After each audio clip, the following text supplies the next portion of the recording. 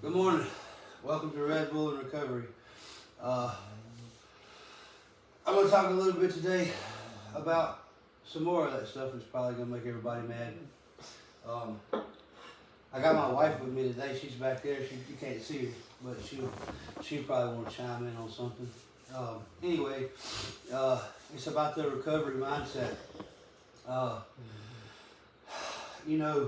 When we're in our addiction, first of all, one thing you have to understand about addiction is it's something that happens in the brain, and it works just like anything or anyone else, in the aspect that the more you give your brain of anything, that causes your brain to release dopamine, the more your brain wants that thing.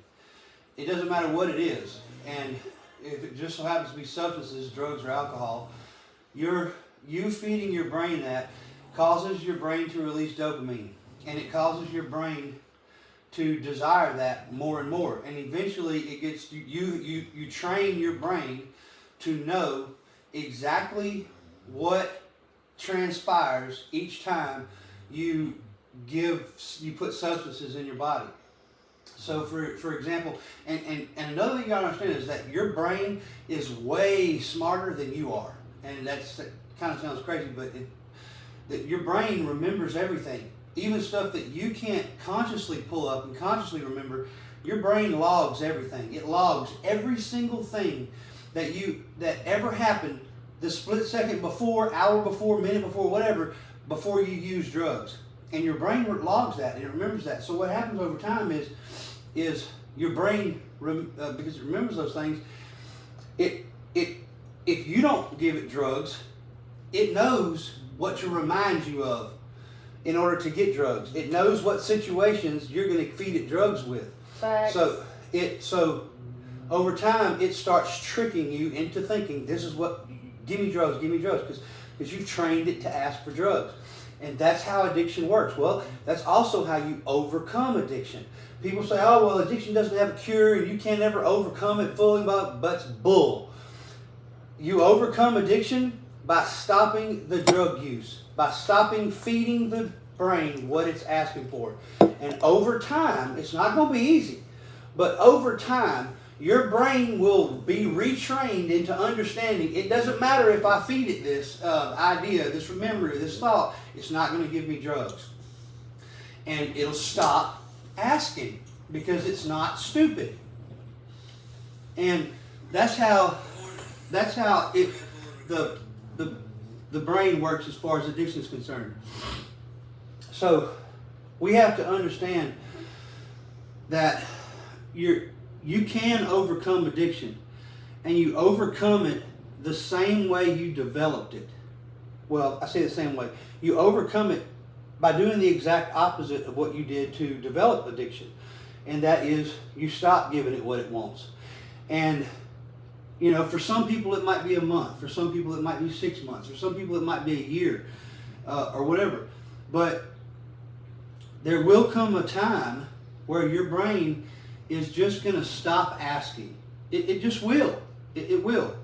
But the only way that your brain can or will ever stop asking you for drugs, pulling up memories, pulling up things from your subconscious that you don't even realize, and asking you for drugs, is if you stop talking about drugs every day. If you stop, well, first you got to stop using drugs. But the second thing is you got to stop talking about your addiction every day. You got to stop talking about your traumas every day. You got to stop talking about your past of addiction every day. Now, there's a substantial amount of time in the beginning of the person's recovery where doing that is absolutely necessary. There's a certain amount of time that every addict needs to sit down with a counselor, needs to sit down with a sponsor, needs to sit down in a group. They need to work steps. They need to do all sorts of things that cause them to revisit their addiction every day. They need to. Because the only way that someone can work through the traumas and the things in their life that led to their addiction, or that cause them to continue on in their addiction, is if they visit those things and they come up with coping mechanisms or whatever to overcome those things. But that is only something that should happen for a certain amount of time. And for everybody that may be different. I can't say that it's this long or this long or this long.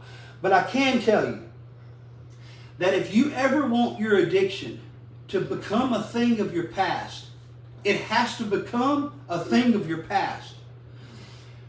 As long as we're in recovery, and as long as we're continuing on a daily, weekly, whatever schedule of revisiting that addiction every day, it doesn't matter if we're clean and sober, we're still living in that addiction every day, because we're dragging it. We're dragging it through. Now, like I said, there's a point where you've got to continue doing that. There's a point that you have to do that every day. But there's also a point where that holds you back from moving on in life. There's also a point where you get to where revisiting it every day is slowing you down, where it's holding you back from the full potential of freedom and free life that you can live. Now, there's a lot of people out there that will jump on here and they will argue and they will say, man, that's dangerous. Don't tell addicts that and whatever. Well, let me tell you something. First and foremost, I was an ex-addict. My wife was an addict. We spent years in addiction. She was a very bad off opiate addict from the opiate crisis. I was a meth addict, any kind of stimulant addict. We were strung out on drugs for years. And I understand how an addict thinks. I understand what an addict wants. I understand the excuses that an addict uses. We understand all of the things that addicts think and want that are part of their addictive personality, that are part of their addictive nature. And we understand that. Secondly, I've been to school for substance abuse counseling. I graduated, have a diploma, and I understand how all of those thought processes are dangerous. So, that being said, I am never, in my course of working with addicts, I am never going to take the advice of an addict on how to treat an addict. Why? Because I used to be that addict who was always saying, oh, you got to do it this way, or you got to do it that way, or no, that's dang, blah, blah. I used to think like that. And the reason why is because all of those things were defenses that I could use for my addiction. In the very, very early days, I loved the fact that they said addiction is a disease. Why? Because I was an addict, and that means I didn't have to take responsibility. That means, oh, it's a disease. I can't help it, so, it's a disease, and that's something that I can use to defend my addiction. It takes choice off the table. It makes it easier for me.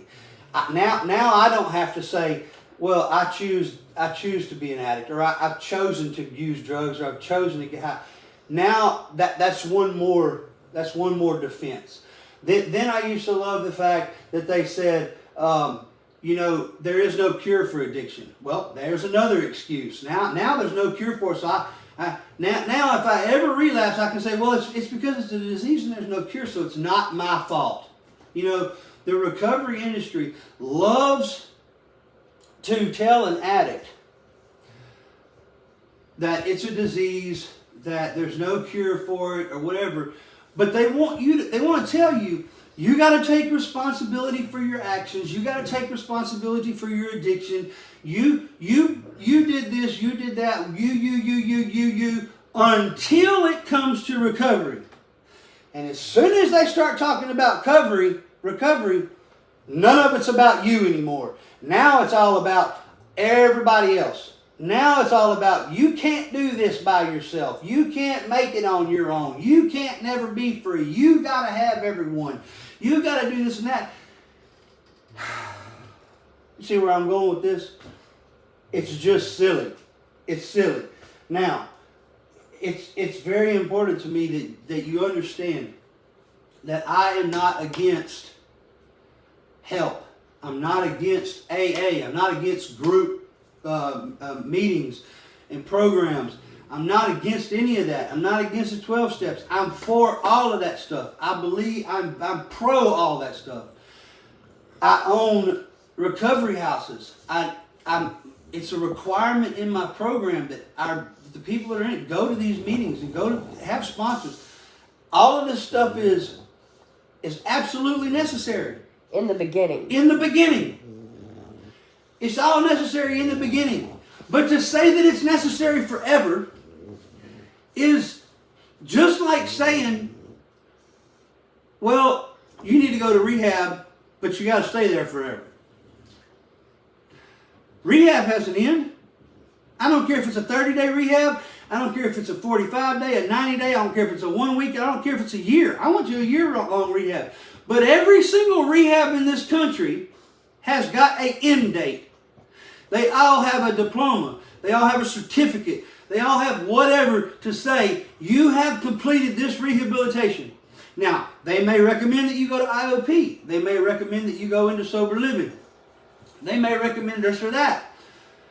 And that's all fine. But the problem is, a lot of these programs that the rehab send people to, whenever these people come into these programs don't offer an end date. They like to get up there and they like to say, this has to be forever. You have to make this now a part of your life, and they give you a death sentence for addiction. And recovery is your death sentence. They tell you that you've got to be here in this for forever. And it's sad. In the beginning, people wanted to try to tell me, this is something you got to do forever. This is something that you'll always have to. And I couldn't listen to it, man. I couldn't. It drove me to hear somebody tell me that you can never recover. You can never fully recover. You got to be in recovery forever. Somebody told me I can't recover. I didn't want to be in recovery because I have to see a goal. I have to see an end date. I have to see where this process can end, and I can go to a new page in my life. Listen, there are stages that we go through in our life, especially in regards to addiction. The first stage is the stage that we're born in. It's a sober stage, normal, regular stage where there's no drug use, no substance abuse, nothing. Okay, that's just your life. You're living life. The second phase that you're in is your addiction. That's the phase that when you start using drugs and you use them to the point where you become an addict, now you're in the addiction stage. Now, whenever that stage runs its course and you get to the point where you just can't do this anymore, you don't want it anymore, you're ready to get back to life, you go into the recovery stage. And that recovery stage is the stage where you go to your meetings, where you talk to your sponsor, where you work your steps, where you initially you go to rehab, whatever it may be. Your recovery stage is where you seek out help, you seek out counsel, you seek out sponsorship, and you learn the tools that are necessary for you to stay sober on your own. It drives me for people to teach people, this is what you need to stay sober. But then at the same time teach them, You got to keep coming back here so we can keep telling you the same thing for the rest of your life, that this is what you got to do to stay sober. It's a cult. It becomes a cult. It becomes a situation where these people will ostracize you if you disagree with them. They will talk bad about you. You will become an outcast if you leave and you try to do it your own way. They don't want to have you. They don't want you to come back to their group and talk to people. Why? They don't want to have me. None of these groups want to have me in there. Why? Because I teach freedom. Because I talk about freedom. Because I talk about a place that a person can get to where they no longer need that. And they don't want that. Hey, what does that sound like? Does that sound like David Koresh? I mean, come on. If you don't agree with us, you can't come around. Or what? It's just ridiculous. But anyway, that phase is recovery. Now, that recovery phase is not the normal. It's not like before you ever use drugs. Now, those people in those different places, they will say, well, you don't want to get back to the way it was before you ever did drugs because that way obviously wasn't good enough because it led you to doing drugs. Bull. You led you to doing drugs. You decided to use drugs to cope with whatever issue was going on in your life. And that's how your addiction came about. But even if you came from a life where that first stage wasn't that great, poverty, crime, bad family, whatever it may be, even if in that stage it wasn't great, that doesn't mean that you can't return to a normal phase after recovery that's even better than that. That's new, where you have rebuilt your life, where addiction doesn't affect it, recovery doesn't affect it, and you are living a life completely free of any and everything, just a free life. Now, another thing that they're going to throw out there is they're going to say, man, that's dangerous. That's dangerous to teach addicts to do it on their own. That's dangerous. Why don't you throw me under the bus? I've yet to meet a junkie that was worse than me and tell them how I did it. I've never been to a meeting. You tell them, you're right there. They can't see me. It doesn't matter. She's talking about how bad the junkie she was. I was so bad that I used to shoot up in my face because all my veins were gone. I've had MRSA. I almost lost my left breast. It was miserable, and I was taking an extremely high dose of Subutex. I was shooting it up. Before that, I was on 40 perks a day, and before that, I was on a bunch of OC80s. But I detoxed cold turkey, and it was the hardest thing that I ever had to do. It was 90 days before I could walk across the room, and honestly, it was a year and a half before my brain got back to just being 100% me. But the point I'm getting at is because I saw the beauty in the suffering, it kept me strong, and I worked on my personality flaws. I worked on my PTSD from my ex-husband and all the abuse. I worked on all that. So by the time meetings didn't suit me because I felt recovered, and to me it was sad, and I want to have a good life. I'm not going to waste any more of my time being sad about drugs when I'm sober. Yeah, we're not going to argue and say that somebody else's recovery is wrong and ours is right. No, and I would certainly not want somebody to say that theirs is wrong and or mine's right. Whatever. I'm not going to argue that, but I'm not going to never tell somebody that they can't be free. I'm not going to never tell somebody that they can't do this on their own. You know, it's crazy. If you say, you know what, I'm going to go run the marathon, and someone tells you, man, you can't do that, you'll never do it, what do? You go out there and you give it hell, and you do everything you can do to prove them wrong. You might say, I'm going to climb Mount Everest. No, you can't do that. Oh, yeah? Watch me. Watch me. It doesn't matter what. I want that girl, man. She's beautiful. Oh, you can't never. Watch me. That's how we live as humans. But as soon as you say, I'm going to be sober and I'm going to do it on my own after recovery, and someone says, oh, you can't do that. What do you do? Okay, well, I'm just going to do what you say. I'm just going to not be free because you said I can't do it. No! No. Dude, you're looking at, you just heard from one of the worst opiate junkies there was, man. She overdosed so many times that her brain was without oxygen for so long that she has lesions on her brain from it. We're not talking about somebody who was just, we're talking about serious addiction. Serious addiction that has been completely overcome. I was doing an 8 ball or more of meth every day. And it's completely overcome. I don't get no help from nobody. I'm sober every day of my life because I choose to be. Period. Is there a chance that she or I might relapse? Heck yes, there is. I'm sure there is a chance. I can't prove there's not, and you can't prove there is. So the fact of the matter is there may be a chance that we can relapse. But I'm not living in fear of it every day. She's not going to live in fear of it every day. We're not going to live the rest of our lives based on a fear that we're going to relapse. We're not going to do it. Now, don't go taking this wrong. And don't go telling people, oh, he's saying don't go to meetings. No, I'm not. I'm saying quit going to meetings at some point.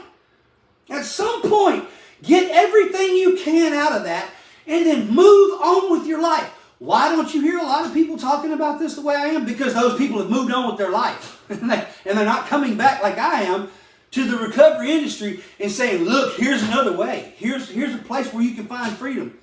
And I'm passionate about it. I realize I sound crazy right now because I'm very passionate about this. It's a huge thing for me. It's a huge thing for my wife to see people get to the point where they're free. You know, we used to go to meetings and we went to them for months and months, but it got to a point with us where I went to the last one that we had to in the programs but the last one that we went to, we were sitting in the meeting and somebody stood up and said, hi, my name is so-and-so. I'm an addict and I've been sober for 20 some odd years. And that resonated with us. We looked at each other, we sat through the meeting, and when we got done, we walked outside, we were talking, and we just said, I don't want that. I don't want to be that person. I don't want to be sitting somewhere 20 years from now, clean and sober, not using drugs, but still having to do that. Still having to go talk about those things every day. I just don't want that. I want to get to go to a place where I'm free of all of this, man. I'm just free. I don't have to visit this every day. And at that point, we stopped going to meetings for ourselves. Now, we go back from time to time to speak or to talk or to help somebody. But at that point, we stopped going to meetings for ourselves because they were holding us back. At that point, they were causing us to feel some type of way. They were causing us to get depressed. They were causing us to feel like we were going to be trapped in this. So we stopped doing it. So you're looking at a terrible, terrible opiate junkie and a bad meth addict that are now clean, sober, going on 6 years without anybody's help. We don't get no help from nobody. But we realize that what's keeping us sober every day is our choice to stay sober. Because the truth of the matter is, I can sit here right now and I could, if there was a way to hold a poll or whatever on here, I could ask people, well, what is it that keeps you sober every day? And some people would say, oh man, it's the fact that I read a big book. Or, oh, I go to this meeting or this group or my church or God, I pray every day or whatever. And they come up with all these different things that are keeping them sober. And my question in response to that is going to be this. How do those things physically, if you got a bag of dope right here and your pipe or your syringe or whatever sitting right here, how do those things physically hold your hand back and keep you from getting that drug and using it? They don't. They're not stopping you from doing anything. your choice is still what's keeping you from using. You could go to a meeting and get high on the way there. You could leave out of the meeting and get high on the way home. If you're a Christian and and I'm a Christian and I give God glory and credit for everything that goes on in my life.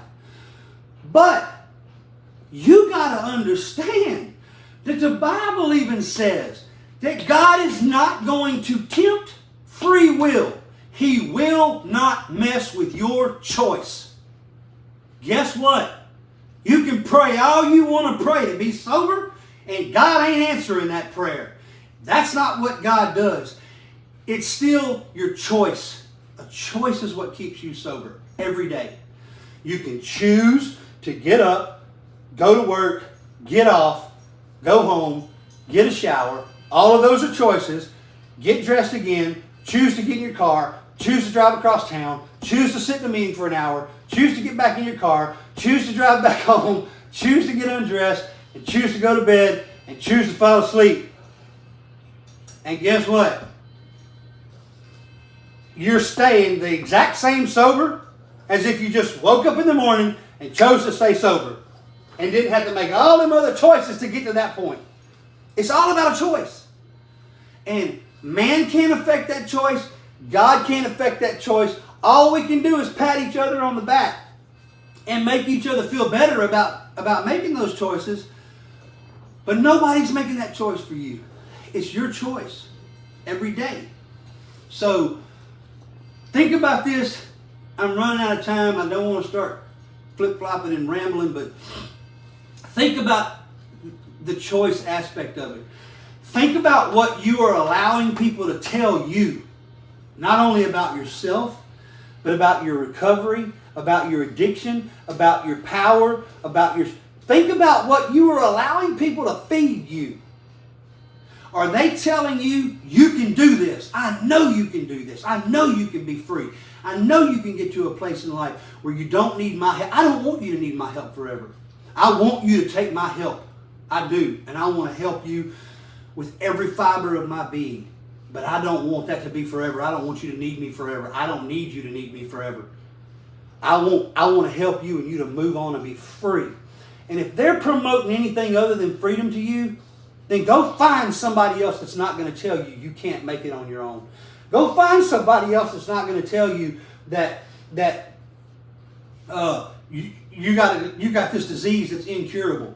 Go find somebody else that's going to tell you something other than that recovery has to become the rest of your life. Don't let people throw this at you that you can never be whole and that you can never be free. And don't accept that, man. Don't accept it. It's horrible. I love y'all. Peace out.